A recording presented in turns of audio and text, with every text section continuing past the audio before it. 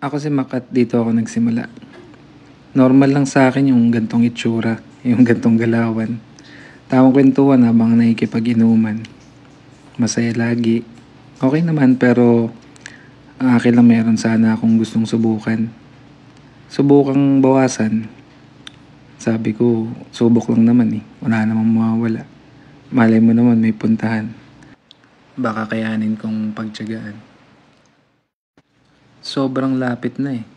Onting-onti na lang. Kaya lang.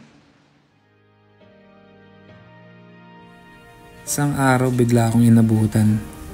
Na-hospital dahil sa sakit ng tiyan. Appendicitis, kala ko wala lang. Ayun, na-operahan.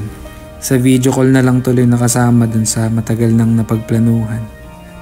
Kaya ito ako, nagpapagaling na lang. Tingin ko, ilang araw na naman. Sabi ko, sugat lang yan eh. Gagaling din yan. Buti, andyan si Ange. Taga-alaga sa naoperahan. Tapos, sabang nagpapagaling, di ko napapansin. Bumabalik na pala ako sa dati kong nakasanayan. Puro kain, walang kilos. Tsaka, parang medyo tinatamad na naman. Yung lahat ng napaghirapang bawasan, bumabalik na naman. Yung tipong yung mga nakasanayan ko ay parang hirap nang gawin. Yung mga kabisado ko, nakalimutan ko na rin. Pero nagawa ko na dati. Eh di, simulan ko na lang ulit.